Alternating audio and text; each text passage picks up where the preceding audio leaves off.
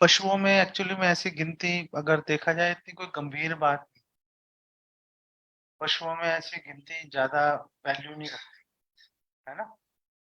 लेकिन जो मुख्य अपराध था, जो वाली का जिसके कारण भगवान ने उनको बाण मार के नीचे गिरा दिया, तो मुख्य अपराध वाली का ये नहीं था कि वो तो चलो गौण अपराध में गिनती है कि सुग्रीव की पत्नी का भी जो है उसने हरण कर लिया था। लेकिन मुख्य अपराध था कि हनुमान जी का उन्होंने अपमान कर दिया था और भगवान वैष्णव का अपराध सहन नहीं करते। ये मुख्य वृत्ति को पकड़ के चलेंगे ना तो कंफ्यूजन नहीं आएगी। मुख्य पॉइंट को पकड़ के चलो। और भी 1 करोड़ रीजन हो सकते हैं। मेन रीजन क्या है? मेन रीजन पे बात करो तो क्लैरिटी आ जाएगी दिमाग। जो बाद में जो आश्रम में गई थी। अच्छा, तो वाल्मीकि जी के आश्रम में भी तो भगवान राम ने त्याग कर दिया था। तो उसको वो पास टाइम को हम कैसे समझ सकते हैं?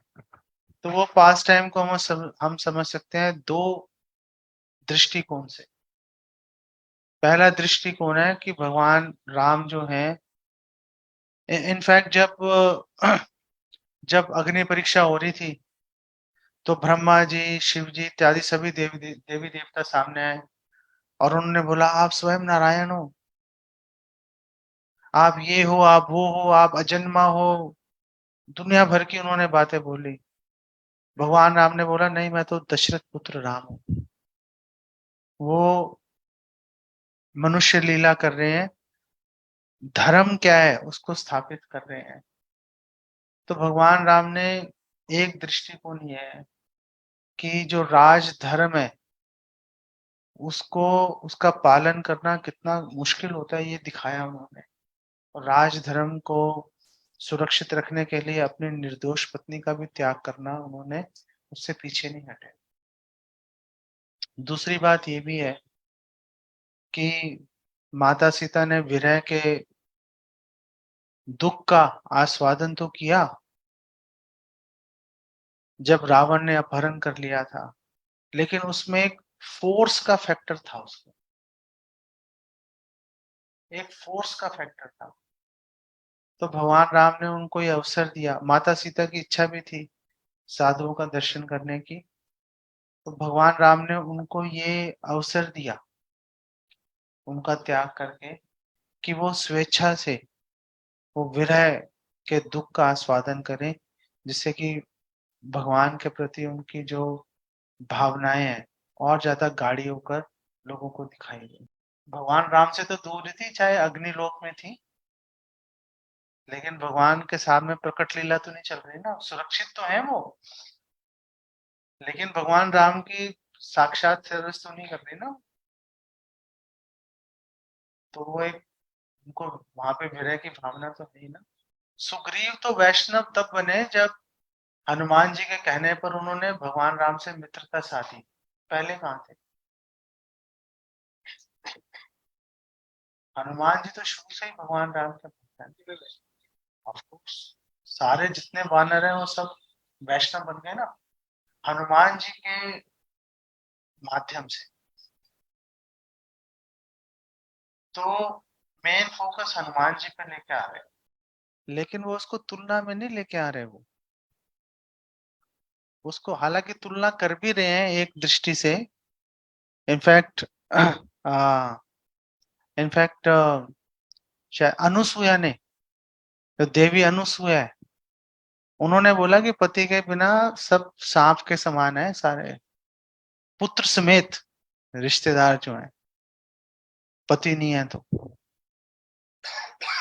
ये देवी अनसुईया बोल रही है माता सीता को, जब वनवास के दौरान मिली थी तो उन्होंने बहुत सारे उनको शिक्षाएं दी थी देवी अनसुईया ने। तो आपका प्रश्न क्या है? पति को संतुष्ट कैसे करेंगे? पति को संतुष्ट करना है तो पति के पेरेंट्स को भी संतुष्ट करना पड़ेगा। तो पति को संतुष्ट करने। और फिर जब माता सीता जब जा रही थी वन में, तो माता सीता ने कौशल्या देवी के पैरों में गिरकर उनसे माफी मांगी। उन्होंने बोला मुझे प्लीज माफ कर दीजिए, ये टाइम था आपकी सेवा करने का, लेकिन मैं इतनी दुर्भाग्यशाली हूँ कि मैं आपकी सेवा नहीं कर पा रही। तो बहुत लज्जित थी इस बात के लिए, ऐसे नहीं बोल रही थी अच्छा टाटा बाय बाय। उन्होंने बोला मैं बहुत लज्जित हूँ, आप प्लीज मुझे माफ कर दीजिए, ऐसा बोल के गई। तो अग्नि परीक्षा में हमने इस पे भी बात किया था। तो प्रश्न ये है कि वेदवती जो है, जब अग्नि परीक्षा हुई तो वेदवती जो है वो आ, अग्नि में प्रवेश किया और माता सीता बाहर आ गई।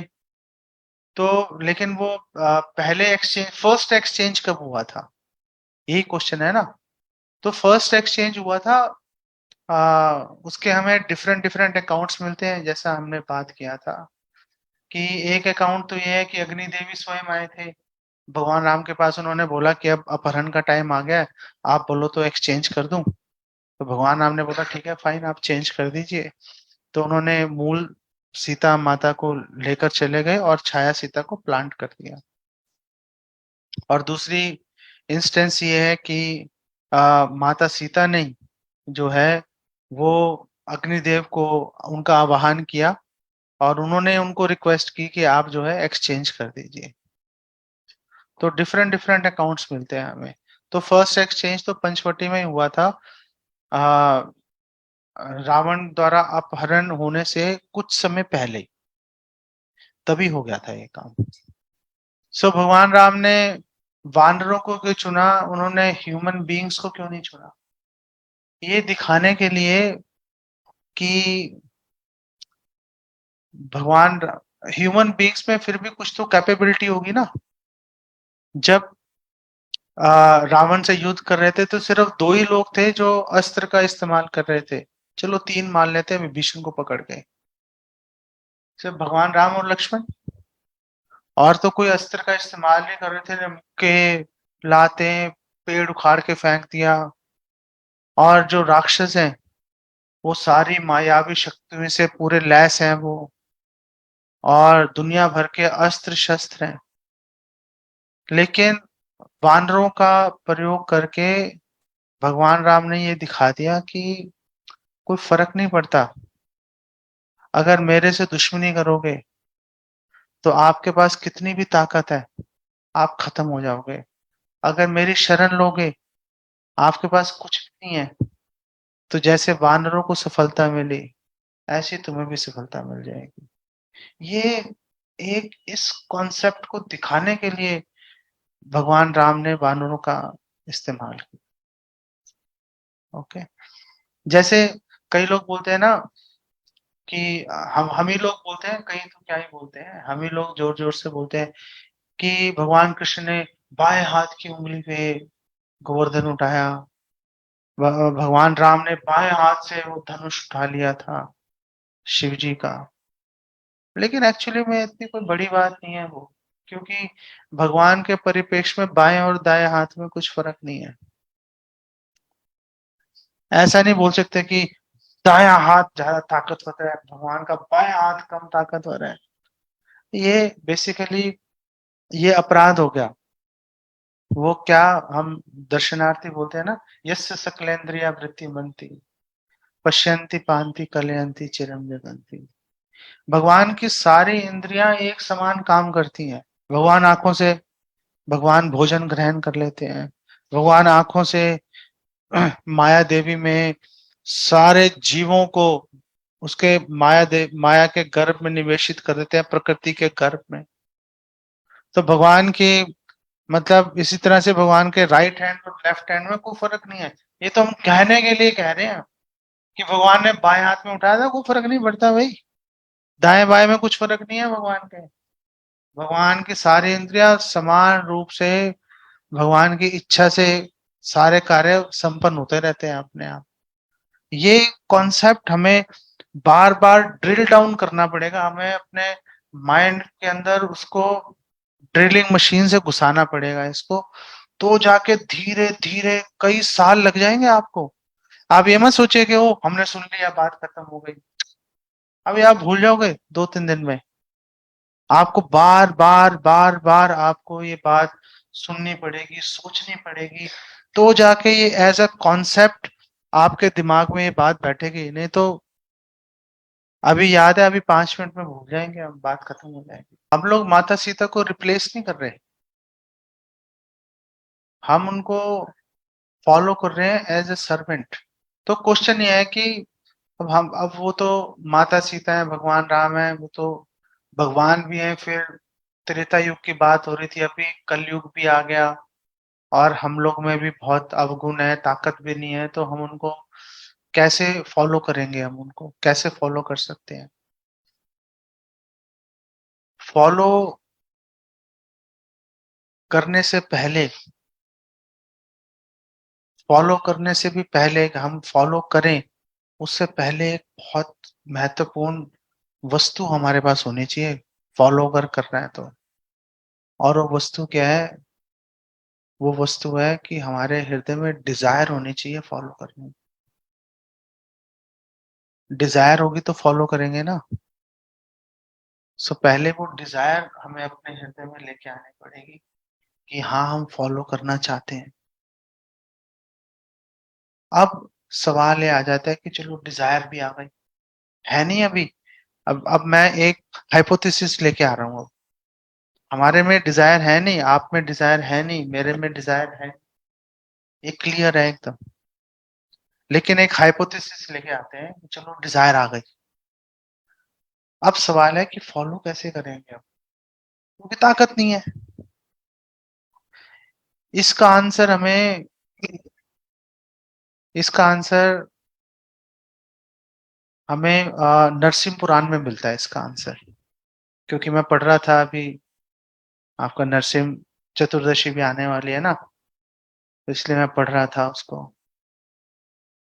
तो बात क्या हुई कि आ, हिरण्यकशिपु ने उठा के प्रहलाद महाराज को समुद्र में फेंक दिया। ऊपर से चट्टान वट्टान बांध के समुद्र में फेंक दिया।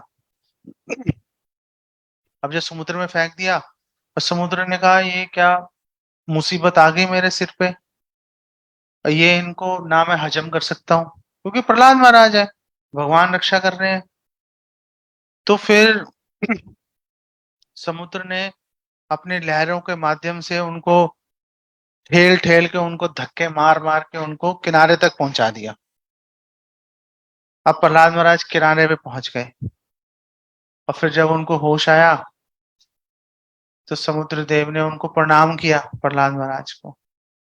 उनको ढेर सारे हीरे जवाहरात दिए, नरसिंह पुराण में आ रहा है। समुद्र देव ने बहुत उनकी पूजा अर्चना की प्रहलाद महाराज की।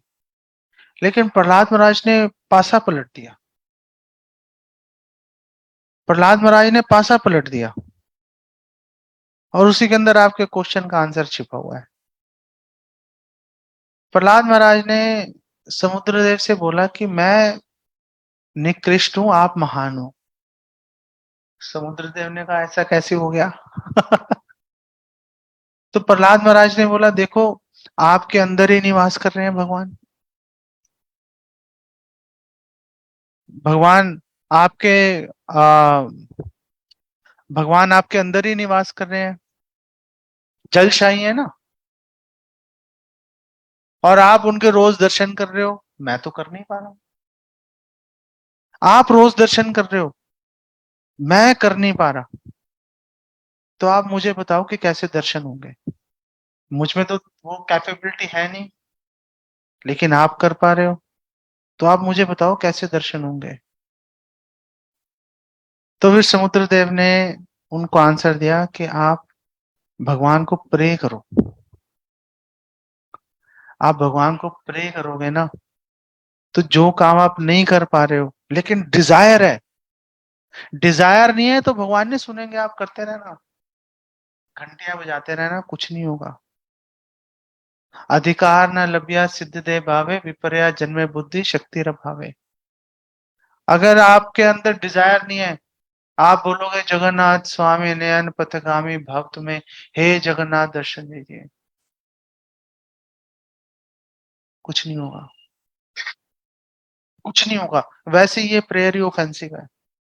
हम इस प्रेयर को नहीं गाते, जगन्नाथ स्वामी नयन पथगामी भक्त में, कि हे जगन्नाथ हमें दर्शन दीजिए, हमारे दृष्टि के पथ में आइए। हम कौन होते हैं कहने वाले उनको? लेकिन समुद्रदेव ने बोला कि आप भगवान को प्रे करोगे तो काम बन जाएगा आपका। और फिर प्रहलाद महाराज ने प्रेयर्स की, वहीं बैठकर जिंदा बाहर आ गए समुद्र से, चट्टानों से बंधे हुए थे, जिंदा बाहर आ गए, गए नहीं, अरे यार बाहर निकलो भागो यहां से फटाफट, गए नहीं, वहीं पर समुद्र के तट पे बैठे रहे। रात का समय था, आधी रात का, वहीं बैठे रहे और भगवान को प्रे किया और भगवान आ गए। लेकिन उन्होंने प्रे बहुत ऐसी मैजिकल प्रे की थी ना, प्रहलाद महाराज ने ऐसी मैजिकल प्रे की थी कि भगवान को आना पड़ गया। अब वो प्रेयर क्या है वो मैं 4 तारीख को डिस्कस करूंगा। मैं बेसिकली मैंने छुपा के रखी हुई है वो, लेकिन आपका क्वेश्चन आ गया था ना, इसलिए मुझे ये बात लानी पड़ गई मेरे को। लेकिन वो प्रेयर्स जो है ना, वो दिमाग को, वो क्या बोलते हैं, दिमाग की बत्ती जलाने वाली प्रेयर्स हैं वो। एकदम से आपको, आप चकाचौंध हो जाएगा आपका दिमाग जो है कि अरे ये बोलना चाहिए था, हम ये बोल रहे हैं, कितना गैप है। या फिर आप अगर वेट नहीं कर सकते तो नरसिंह पुराण पढ़ लो, उसमें से मिल जाएगा आप। यहाँ तो ये सॉल्यूशन है। तो प्रे करेंगे ना, प्रे करने से जो हमारे में अभी कैपेबिलिटी नहीं है, कैपेबिलिटी कहाँ से आएगी? आने से तो आएगी। भगवान वो हमें क्षमता दे देंगे, बात होगी। हाँ, नहीं कोई गारंटी नहीं है भगवान देंगे ही। ये बात अपने दिमाग में से निकाल दो कि आप भगवान से कुछ मांगोगे आपको मिल जाएगा। अगर आपको यही करना है तो फिर भगवान कृष्ण को छोड़ दो, शिव जी या ब्रह्मा जी की शरण में जाओ, वहां पे गारंटेड है। भगवान कृष्ण के साथ कोई गारंटी नहीं है, क्योंकि वो निरंकुश है, वो परवाह भी नहीं करते आपकी, करते भी हैं और नहीं भी करते, बोलेंगे नहीं दूंगा, अब बोलो, कुछ नहीं कर सकते। आप भगवान कृष्ण से ये एक्सपेक्ट नहीं कर सकते कि आपने कुछ मांगा मिलेगा।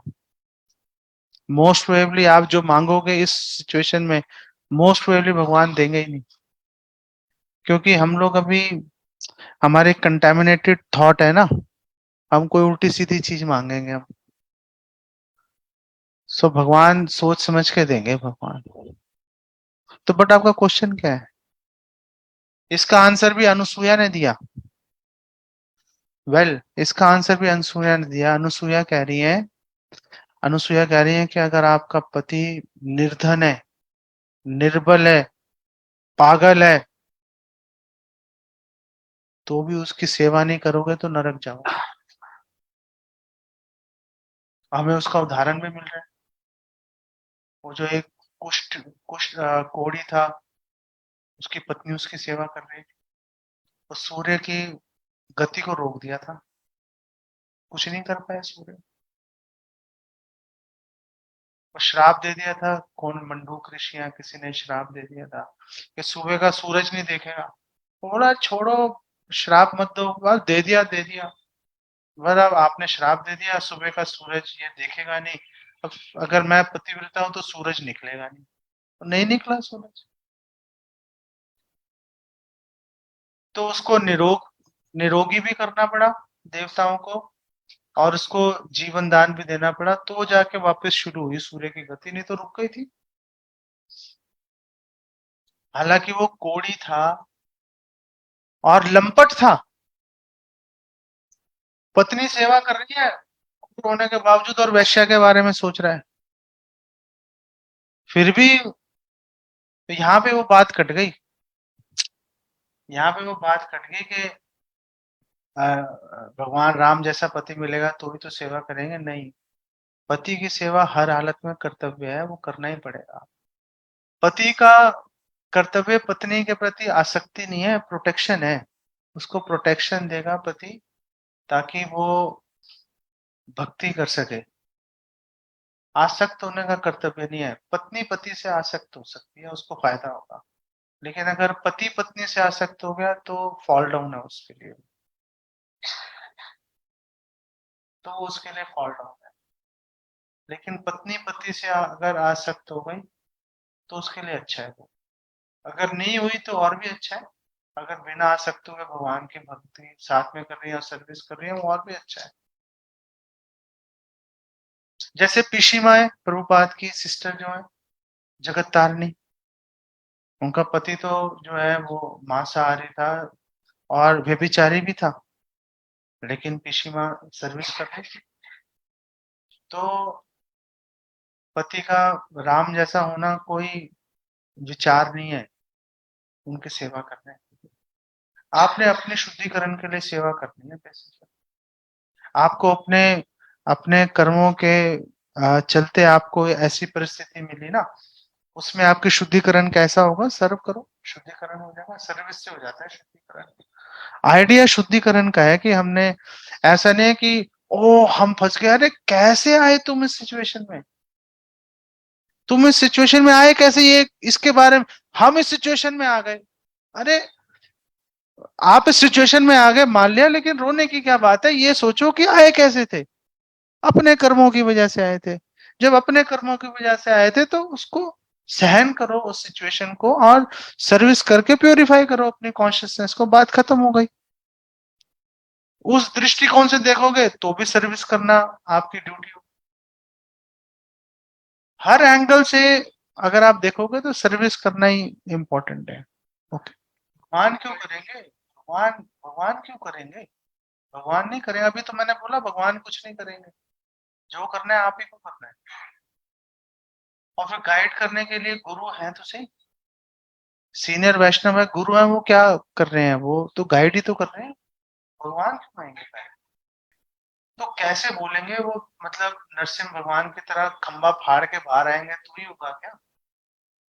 ऐसे ये तो लॉजिक नहीं है। और भगवान ने बोल तो दिया हमारे माध्यम से कि आप प्लीज, भगवान ने हमारे थ्रू आपको प्रेरणा पहुंचानी थी, भगवान ने पहुंचा दी। हम आपके पास आए भगवान के कहने पे कि जाके उसको बोलो कि आप प्लीज चैंटिंग करो। तो भगवान ने आप तक संदेश पहुंचा तो दिया आपके। और क्या चाहिए? और कैसे मतलब आए? क्या भगवान खुद ही आए चतुर्भुज में? तो जो अग्नि परीक्षा क्या है, ऐसा कोई टेस्ट होता है? अग्नि, ये किसी की चेस्टिटी चेक करने के लिए? नहीं नहीं, वो अग्नि परीक्षा का और कोई उदाहरण तो है नहीं। एक ही उदाहरण है चेक करने के लिए। वो भी हमने देख लिया कि वो चेस्टिटी चेक नहीं कर रहे थे, वो तो लोक दृष्टि में था। एक्चुअली में तो एक्सचेंज हो रहा था, है ना? तो it it wasn't really a test. वो तो एक मैकेनिज्म था एक्सचेंज करने के लिए। अदरवाइज तो बड़ा अजीब सा लगता ना कि वो मूल सीता आ रही हैं और वो जा रही हैं। वो तो बहुत ही फनी लगता वो। हाँ, वो सुबुद्धि राय हैं। वो बोल रहे थे कि चैतन्य चरितमृत में आ रहा है, ये सुबुद्धि राय थे एक बड़े जमींदार। तो उनका नौकर था हुसैन शाह, हुसैन, जो बाद में नवाब हुसैन शाह बन गया। तो एक बार पीट दिया था सुबुद्धि राय ने उसको, नवाब हुसैन शाह को। तो एक बार उसकी पत्नी ने देखा जब वो नवाब बन गया था, उसने कहा ये पीठ पे निशान कैसा है? उसने कहा कुछ नहीं, उसने पीट दिया था मेरे को, मेरा मालिक था, पीट दिया उसने। उसने कहा नहीं, मुझे तो उसकी मौत चाहिए। मुझे, उसको मारो इसको। तो नवाब हुसैन शाह ने बोला अरे मैं उस समय उसका गुलाम था, उसने मार दिया, कोई ऐसी बड़ी बात नहीं है। बोला नहीं, मुझे तो उसके मरे हुए का मुंह देखना है। तो नवाब हुसैन शाह ने बोला नहीं, मैं नहीं मार सकता उसको। तो उसने कहा चलो नहीं मार सकते, उसको मुसलमान बना दो। तो उस समय मुसलमान कैसे बनाएंगे? उस पर पानी छिड़क दो। एक मुसलमान ने पानी छिड़क दिया हिंदू पे, मुसलमान बन जाएगा। हिंदूज एक्सेप्ट ही नहीं कर रहे थे, बेड़ा गर्क कर लिया उन्होंने। तो पानी छिड़क दिया अपने लोटे से और सारे लोगों ने बहिष्कार कर दिया। सुबुद्धि रहेगा, उसकी क्या गलती है भाई, क्यों बहिष्कार कर रहे हो भाई? तो कर दिया बहिष्कार। तो फिर उसने पूछा भाई शुद्धिकरण कैसे होगा, चलो ये बताओ फिर। तो कहा, गरम खौलता हुआ घी पी के मर जाओ तुम, तो अगले जन्म में फिर ब्राह्मण कुल में पैदा हो जाओ, फिर हम तुम्हें स्वीकार कर लेंगे। वो कहा पागल हो गए हो तुम। तो उस समय चैतन्य महाप्रभु से मिले। तो चैतन्य महाप्रभु को बोला देखो ये हो रहा है मेरे साथ में, क्या करूं, कुछ समझ नहीं आ रहा। चैतन्य महाप्रभु ने कहा छोड़ो, ये सब पागल है, तुम वृंदावन जाओ और हरे कृष्णा की चैंटिंग करो। दो चीजें बोली, शुद्धिकरण चाहिए, हरे कृष्णा की चैंटिंग करो और वैष्णव सेवा करो। तो सुबुद्धि राय गए वहां पर वृंदावन, हरे कृष्णा चैंटिंग कर रहे थे वो। और साथ ही में जो भी बंगाल से वैष्णव जा रहे थे उनकी तबीयत भी खराब हो जाती थी, क्योंकि वो चावल खाते थे, यहाँ रोटी मिलती थी, तो पेट खराब हो जाते थे। तो उनको भात वगैरह अरेंज करते थे और उनको सरसों का तेल देते थे, मालिश करते थे जिससे कि वो ठीक रहे। तो शुद्धिकरण होगा। तो हमारे लिए तो शुद्धिकरण का एक ही प्रोसेस है ना, हरे कृष्णा चैंटिंग और वैष्णव सेवा। हम लोग इस चक्कर में नहीं पड़ते, चैस्टिटी। और वैसे भी नीति शास्त्रों में बोला गया है कि आप किसी की परीक्षा मत लो, जिसकी परीक्षा ली आप उससे हाथ धो बैठोगे। आप अपने किसी फ्रेंड की परीक्षा ले लो, दोस्ती खत्म। आप अपने भाई की परीक्षा ले लो, भाईचारा खत्म। आपने भगवान ना करे अपनी वाइफ की या वाइफ ने हस्बैंड की परीक्षा ली, खेल खत्म हो जाएगा, फिर थोड़ा ना वो संबंध आएगा। इसीलिए परीक्षा को जो है वो आ, अनुचित उसको बोला गया है। परीक्षा मतलब अगर आपने शांति से जीवन बिताना है। और वैसे भी हम किसी की परीक्षा लें क्यों, हम तो अपना शुद्धिकरण करते हैं और चैंटिंग करके वैष्णव सेवा करके बाहर निकलते हैं। हम वही इसकी परीक्षा लें उसकी परीक्षा लें, हमें क्या चलता है। ब्रह्मचर्य से ग्रस्त में जाना एक्चुअली में डाउनफॉल ही है वो। ब्रह्मचर्य से जरूरी नहीं है कि ग्रस्त में जाना जाना जाया जाए, वो कंपलसरी नहीं है। अगर जो नैष्ठिक ब्रह्मचारी होते हैं वो ब्रह्मचर्य से सीधा संन्यास की तरफ जाते हैं। लेकिन ब्रह्मचर्य आश्रम वैसे सेफेस्ट आश्रम ब्रह्मचर्य आश्रम माना जाता है, क्योंकि उसमें थोड़ा बहुत मन डावाडोल होता है तो वाइफ रहती है, प्रोटेक्ट कर लेती है। मन भागता है ना इधर उधर, तो वाइफ होती है वो प्रोटेक्ट कर लेती है उसको, तो बचा रहता है वो। ब्रह्मचारी का मन दाएं बाएं भागेगा तो खत्म हो जाएगा वो। सेफेस्ट, भाई मैंने बोला सेफेस्ट आश्रम जो है गृहस्थ आश्रम माना जाता है। डाउनफॉल इसलिए बोलते हैं, आपका क्वेश्चन अच्छा है। डाउनफॉल इसलिए बोलते हैं क्योंकि उसमें भगवान के भजन के लिए टाइम कम हो जाता है, क्योंकि उसमें पैसा कमाना पड़ता है ना। नहीं, बट क्वेश्चन है व्यस्त हो क्यों गए? अगर बिना व्यस्त हुए काम चल रहा था तो व्यस्त होना क्यों चाहिए, वो क्वेश्चन है ना।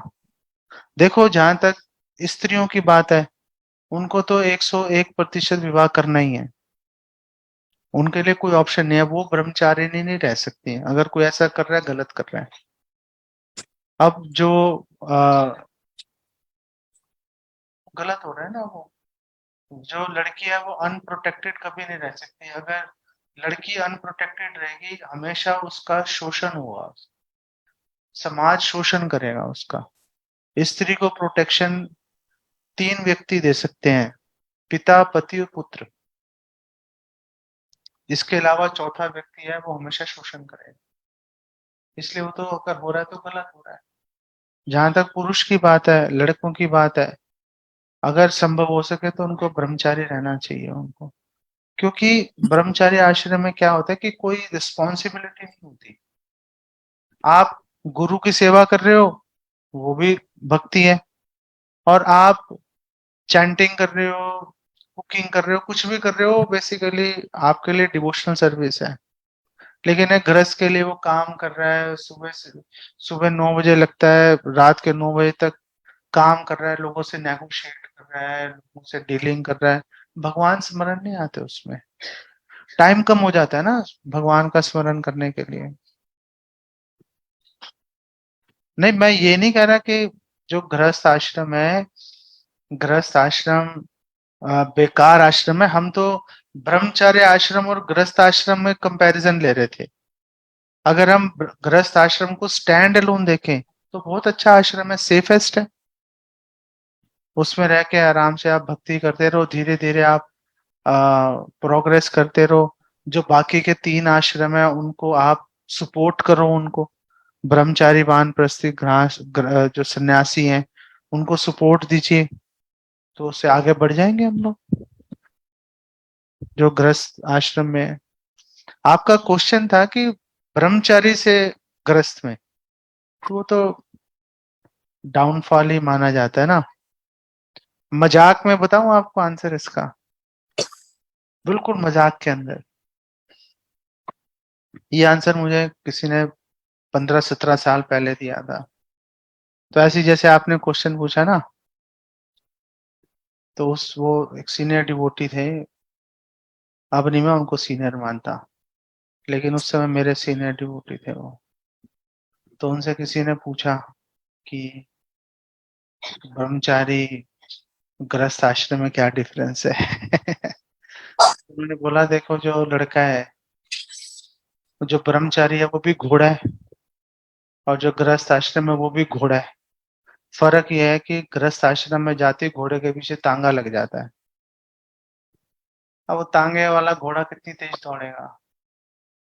नहीं, तो है वो घोड़ा ही, मतलब डिवोशन कर सकता है, लेकिन अब उसकी वो स्पीड नहीं रहती। लेकिन एक्सीडेंट का चांस भी कम हो जाता है, सेफेस्ट है।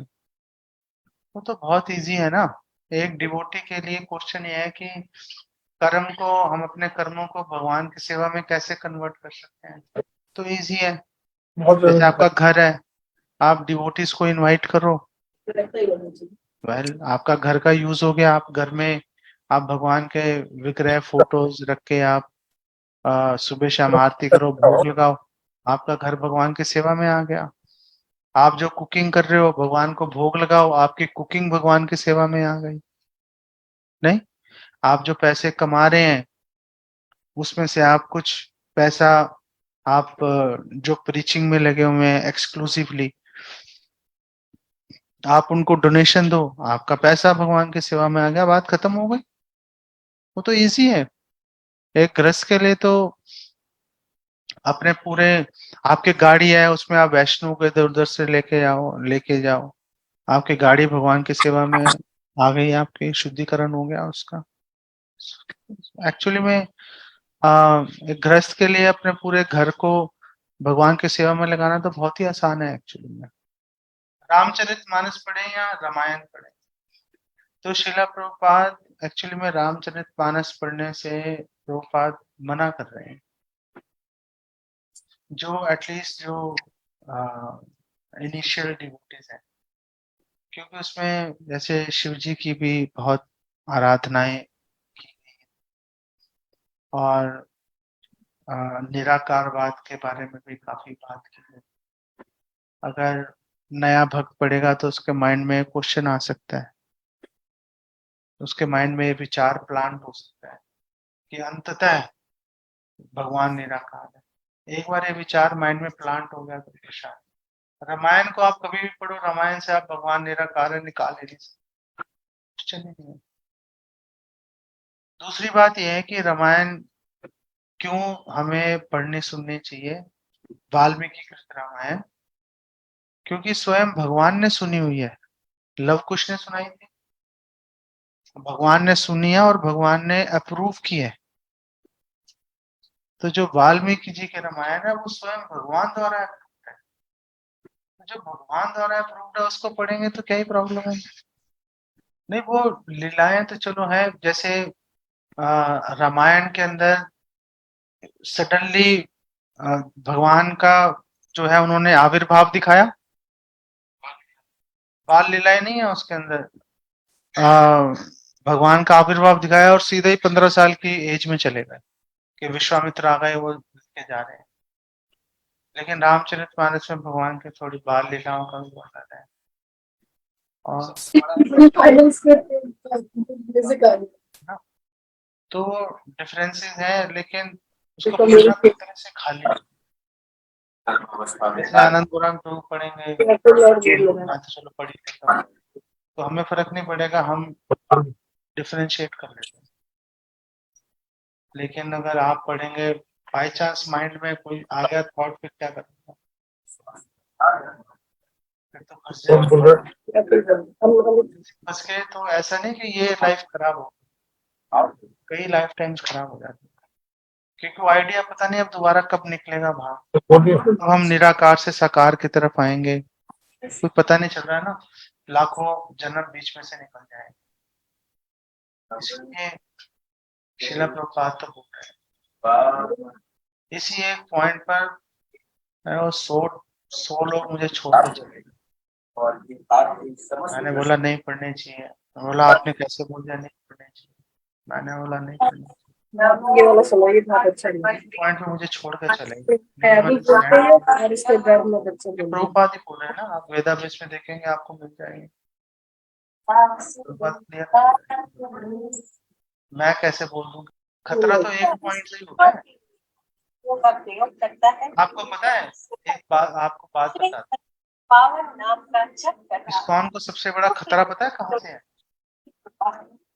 संसार में कोई इंटरनल है, असुर नहीं, बाहर से नहीं है खतरा, अंदर से है। क्यों है?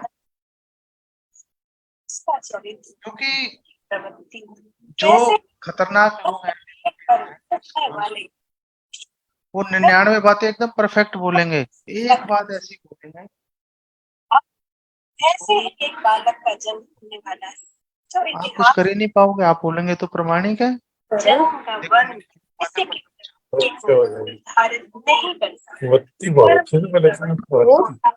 तो इसके अंदर जो भी आपको चीट करेगा या जो भी मिसगाइड होगा, ऐसा नहीं कि वो सारी बातें गलत बोलता है, 99 बातें सही बोलेगा, तभी तो हमारा ट्रस्ट आएगा उसके ऊपर। फिर एक बात ऐसी बोलेगा, दिमाग घूम जाएगा, आपको पता ही नहीं चलेगा क्या, फंस जाओगे। जैसे पीछे एक डिवोटी मुझे, एक वो प्रेमानंद प्रेमानंद जी है, उनके सुना रहा था, तो मैं सुनता रहा, 5 मिनट तक सुनता रहा, ठीक बोल रहे थे।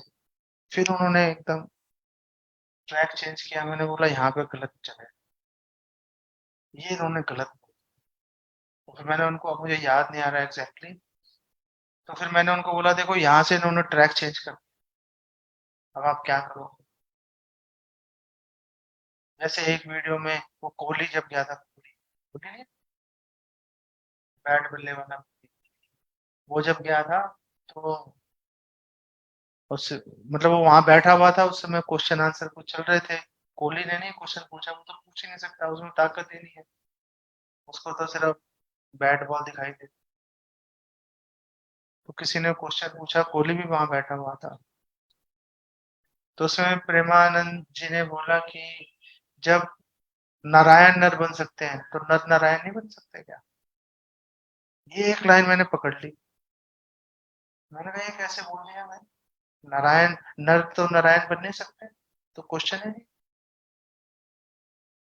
आपने ये लाइन बोली क्यों आपने, अगर बोली तो आपने एक्सप्लेन क्यों नहीं किया? हो सकता है आप सारूप्य मुक्ति के बारे में बात कर रहे हैं, लेकिन आपने इसको क्लैरिफाई नहीं किया, ये क्लैरिफिकेशन का मुद्दा है ये। आपने एक लाइन बोली, आप आगे बढ़ गए, पीछे आपने लोगों के दिमाग में आइडिया प्लांट कर दिया कि हम नारायण बन सकते हैं। आपको लगा ना भाई क्यों है जेल में, जेल में कैसे पहुंच गए?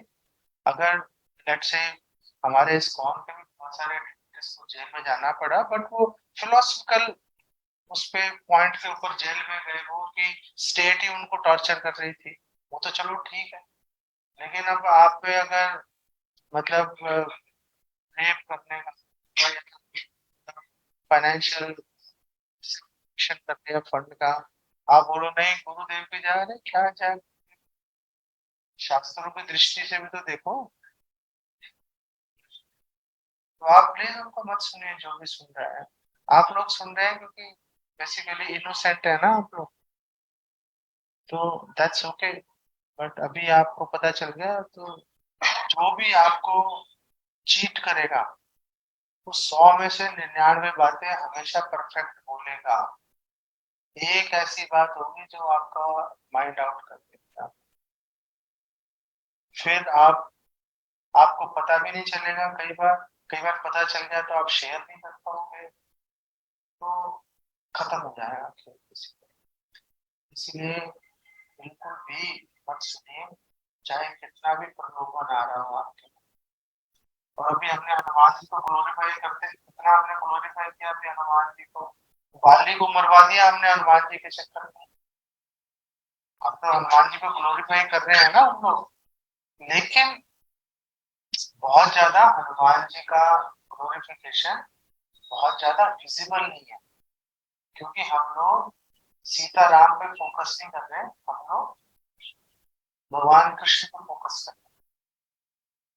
लेकिन जो सीताराम पे फोकस कर रहे हैं वो हनुमान जी को ऑब्वियसली वो उनको ग्लोरीफाई करें, एज अ वैष्णव उनकी पूजा करें, उसमें कुछ भी बुरा नहीं। लेकिन हम लोग उस पर फोकस नहीं कर रहे ना, इसलिए कई बार ऐसा लग सकता है।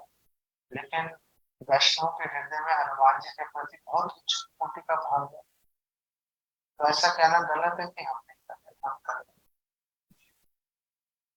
शिव जी वैष्णव नाम यथा शंकर, निम्न का नाम यथा गंगा, कि जैसे निम्न का नाम नदियों में जो गंगा जी श्रेष्ठ है,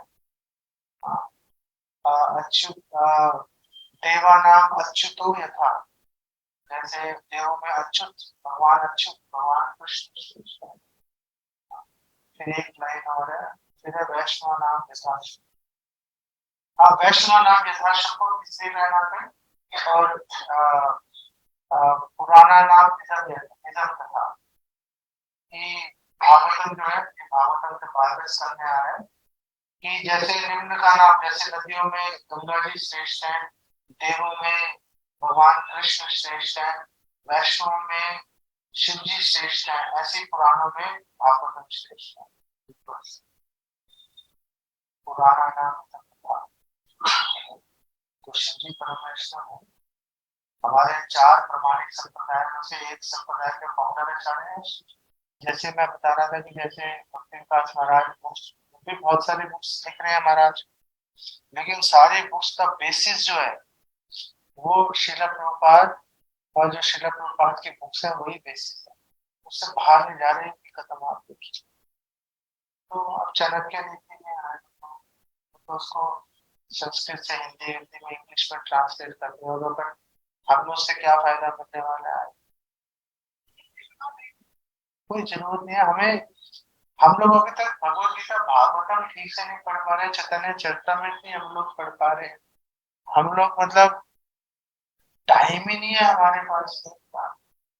मेरे पास अभी 1 करोड़ बुक्स हैं जो मैंने पढ़नी है, दोबारा पढ़नी है, तिबारा पढ़नी है, टाइम ही नहीं है।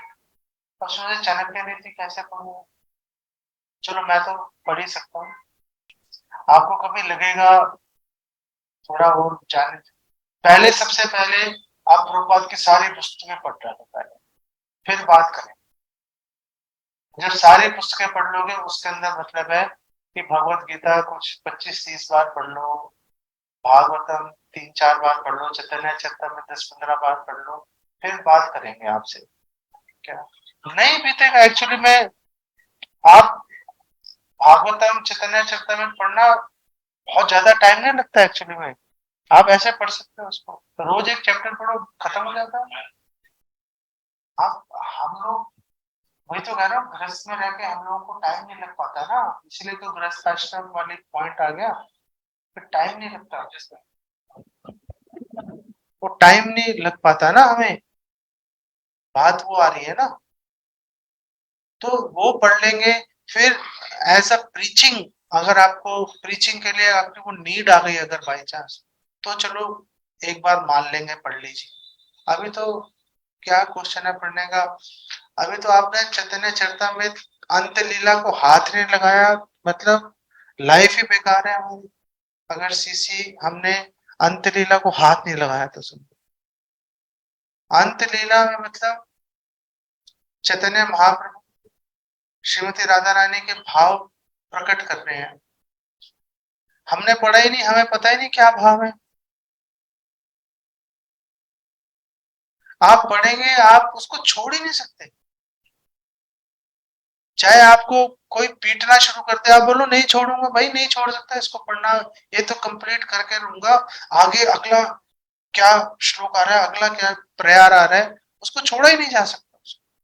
हम लोग पढ़ ही नहीं पा रहे उसको, कोई टाइम नहीं है हमारे पास। उसमें हम कहाँ चाणक्य नीति पढ़ेंगे, छोड़ो। क्योंकि पता उनको भी है कि गलत जगह पे जुड़े हुए हैं, लेकिन अब ऐसे अब ओहदे पे पहुंच गए और उसको छोड़ा नहीं जा सकता, फंस गए वहां पे जाकर। उनके लिए आसान है प्रभुपाद की शरण लेना, आ जाए ले लें शरण, क्यों नहीं ले रहे। ले लेंगे तो बच जाएंगे, लेकिन नहीं ले रहे तो उसके लिए अब पता नहीं उन्हें क्या मिलेगा। ये मुझे पता नहीं है क्या मिलेगा, ये पता है कि क्या नहीं मिलेगा। कृष्ण प्रेम नहीं मिल सकता। ये क्या है, ऐसे तो वेदवती को भी सब सीता गिन रहे हैं, लेकिन वेदवती जी सीता थोड़े ना, तो छाया सीता है। वो छाया कृष्ण को पूछते हैं, क्या करें। जो वीड होते हैं ना, जो खरपतवार होती है, उसकी सबसे बड़ी क्वालिटी क्या होती है, वो ओरिजिनली लगते हैं वो, तभी तो हम हटाते नहीं। अब मेरे घर में एक गमला लगा हुआ था, उसमें एक पौधा उग गया उसमें, तो मैं कई दिनों तक सोचता रहा ये तुलसी है नहीं है। फिर वो थोड़ा इतना बड़ा हो गया, फिर मैंने देखा, मैंने कहा नहीं है तुलसी, मैंने उखाड़ के फेंक दिया उसको। खरपतवार का जो उसका जो सर्वाइवल जो पॉइंट है, उसका यही है ना कि आइडेंटिकल लगता है वो, अदरवाइज वो कौन रखेगा उसे, सब उखाड़ के फेंक देंगे। हम लोग मिसकंसेप्शंस को अपने माइंड में क्यों लेके चलते हैं, क्योंकि हमें तो वो प्रॉपर सिद्धांत लग रहा है ना। नहीं तो हम छोड़ नहीं देंगे उसको, अगर हमारे माइंड में आ गया यार ये तो कुसिद्धांत है, हम छोड़ देंगे। हम नहीं छोड़ रहे, क्यों नहीं छोड़ रहे, क्योंकि हमें लग रहा है कि नहीं नहीं ये सही है। इसलिए, क्योंकि उन्होंने सिद्धांत को पकड़ रखा है, इसलिए वो क्या मिलेगा मैं बता नहीं सकता, लेकिन क्या नहीं मिलेगा वो क्लियर है। एक कृष्ण प्रेम नहीं मिलेगा। तुलसी महारानी का अनादर कर रहे हैं, एकादशी देवी का अनादर कर रहे हैं, आई मीन कैसे मिलेगा बताओ, आप बताओ।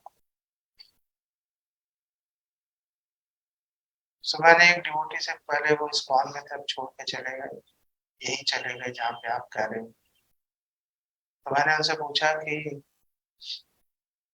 आपकी सारी बातें ठीक है, आप ये बताओ एकादशी क्यों नहीं रखते। तो उन्होंने आंसर नहीं दिया। फिर वो गए हमारे प्रेमानंद जी के पास, उन्होंने पूछा मुझसे, फिर उनका मुझे फोन आया। उन्होंने कहा हम इसलिए नहीं करते क्योंकि हमें पता ही नहीं चलता कब आई है काशी, कब चली गई। मैंने कहा भाई हो सकता है तुम्हारे गुरु को ना पता चल रहा हो, तुम्हारा अपने बारे में क्या विचार है, तुम तो उस स्तर पे नहीं हो। तुम्हें तो पता चल रहा है ना कि काशी आई ये गई, तुमने नहीं रखी, तो तुम उस स्तर पे थे नहीं, और तुमने ऐसा आचरण कर लिया तो तुम क्या होगा तुम्हारा। लेकिन हमारे शास्त्र में लिखा ना, स्वयं एव स्फूर्ति, अपने आप स्फूर्ति होगी। आप जबरदस्ती थोड़ा ना सोचना शुरू कर सकते हो। हमारे शास्त्रों के उल्लंघन में अतिक्रमण कर दिया ना, शास्त्रों की शिक्षाओं को उल्लंघन कर दिया, फिर कैसे सिद्धि मिलेगी, मिल ही नहीं सकती, इम्पॉसिबल। नहीं रखने से स्मरण कैसे होगा। आपने बोला कि एकादशी का व्रत रख के स्मरण नहीं हो पा रहा, तो नहीं रखने से स्मरण कैसे होगा? ये क्वेश्चन का आंसर दो तो आपको आंसर मिल जाएगा। नहीं? और मैं तो एकादशी के व्रत को व्रत ही नहीं गिनता। बोलो से व्रत वाली क्या बात है उसमें आप? भाई पीछे मैं एक डिवोटी के घर गए एकादशी के दिन, उधर पंजाब में कपूरथला में, उन्होंने वो आ, पापड़ एकादशी के, फिर वो भल्ले, जो सामक के उसके भल्ले बनाए हुए थे, टिक्कियां, फ्रूट क्रीम, पनीर की सब्जी, आलू की सब्जी, सामक की खीर, सामक के चावल, के आटे के पूड़ियां। अब मैंने कहा व्रत कहाँ है भाई? व्रत, मैं तो उसको व्रत गिनता ही नहीं, मैं तो। वो भरत है। भर भर लो उसको। एकादशी का व्रत तो व्रत ही नहीं है एक्चुअली। वो तो समझ लो, नाचते खेलते व्रत भी हो जाएगा, भगवान संतुष्ट भी हो गए, हमें कुछ फर्क भी नहीं पड़ा।